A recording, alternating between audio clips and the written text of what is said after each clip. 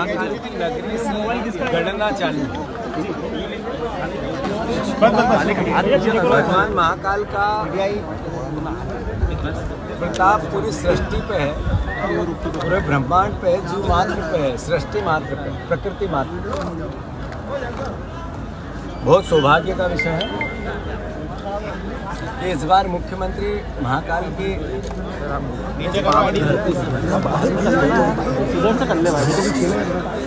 Bharatiya Janata party थोड़ी सी आधी नीचे जनता के सामने अपनी बातें कही, वचन दिए, मोदी गारंटियाँ दी।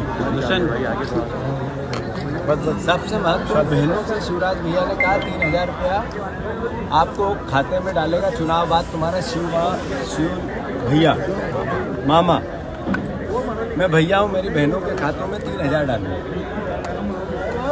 3000 रुपया क्विंटल किसान 2700 रुपये देने की बात कही, निकाल लो। बात कही 3100 रुपये धान की और 450 रुपये में गैस सिलेंडर, हर घर रोजगार और 2 लाख नौकरी।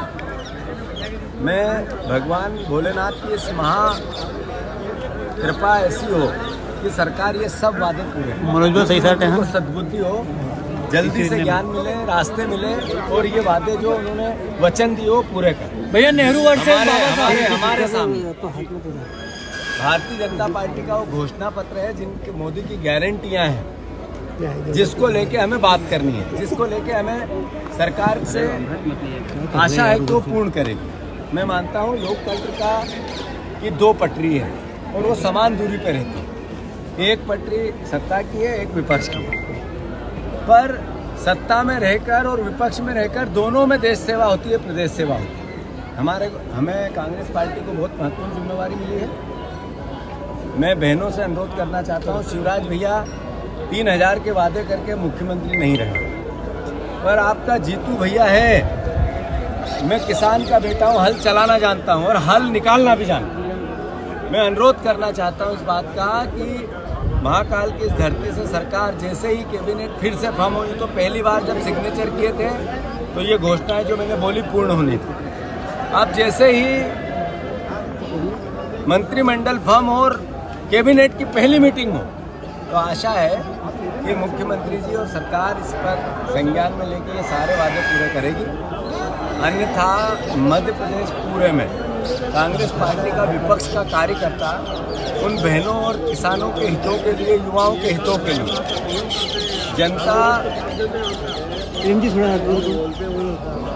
जन भावनाओं का ध्यान रखते हुए,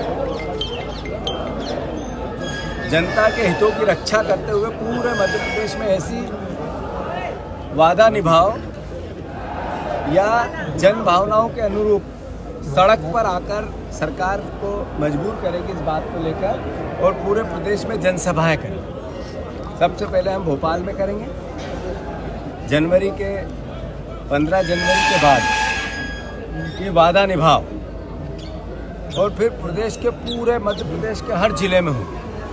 कांग्रेस को 40% मत मिला है, ये 51% कैसे हो, इसकी सद्बुद्धि मुझे और मेरे परिवार के, कांग्रेस परिवार के जन कार्यकर्ताओं को भी, हम सब मिलकर इस प्रयास को करें कि 51% मत मिले। ये भी एक भावना है और इसकी मैंने प्रार्थना की है और प्रदेश समृद्ध बने, प्रदेश की सुख शांति हो, प्रदेश देश में नंबर 1 हो, प्रदेश विश्व में मेरे का गौरव, जब भारत बने तो प्रदेश सबसे ऊपर। भैया कितनी सीटें लोकसभा में?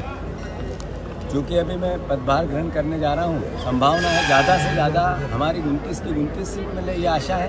पर क्या होगा, कैसे होगा, इसकी रणनीति बना के आपको भैया नेहरू वर्सेस बाबा साहब चल रहा है अभी। अम्बेडकर जी की लगा दी। ऐसा है कि भारत की आज़ादी के नायक थे महात्मा गांधी, संविधान निर्माण के नायक थे बाबा साहब अम्बेडकर और देश निर्माण के नायक थे पंडित जवाहरलाल नेहरू।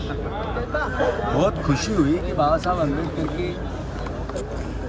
तस्वीर लगी, प्रतिमा लगी, पर दुख हुआ कि भारत के निर्माण करने वाले प्रधानमंत्री की, पूर्व प्रधानमंत्री की तस्वीर हटी।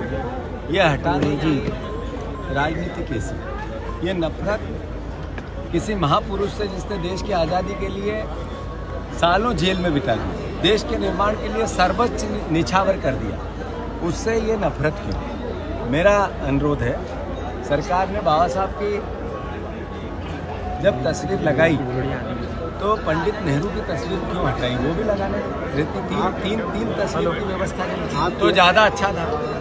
भारतीय जनता पार्टी ने चुनौती दी अटल बिहारी वाजपेयी के उस विचार को, जिन्होंने संसद में नेहरू जी की तस्वीर देख के कहा था तस्वीर कहाँ गई, और उन्होंने उस तस्वीर के लिए प्रयास किए और फिर से लगवाई। मतलब आज की बीजेपी पंडित अटल बिहारी वाजपेयी की बीजेपी नहीं है, उनके विचार की बीजेपी नहीं है। वो बीजेपी जो महापुरुषों में बंटवारा करना चाहती है वो बीजेपी है। हम निंदा करते हैं कि पंडित जवाहरलाल नेहरू की तस्वीर को इन्होंने वहाँ से हटाया, और स्वागत भी करते हैं कि अम्बेडकर जी की तस्वीर को उन्होंने लगाया। मैं मानता हूँ भारतीय जनता पार्टी को महापुरुषों में भेद नहीं करना चाहिए और हटाने की राजनीति से बचना चाहिए।